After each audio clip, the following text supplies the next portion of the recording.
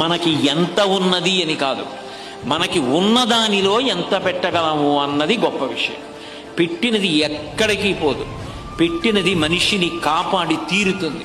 అందున ఏ యోగ్యత, ఏ పాత్రత కలిగిన వ్యక్తి ఏ క్షణంలో ఎప్పుడు ఏది తిన్నాడో అదే అక్కరకొచ్చి కాపాడుతుంది. శంకర భగవత్పాదులంటి మహాపురుషులు సన్యాసాశ్రమం స్వీకరించకుండా బ్రహ్మచారిగా ఉండగా ఒక వృద్ధ బ్రాహ్మణి ఇంటి ముందుకెళ్ళి భవతి భిక్షాందేహి అన్నారు. అయ్యో, బ్రహ్మచారి ఇంటి ముందుకు వచ్చాడే అని బాధతో ఆమె ఒక్క ఎండిపోయిన ఉసిరికాయ వేసింది. కనక వర్షం కురిచింది లక్ష్మీదేవి యొక్క అనుగ్రహంతో.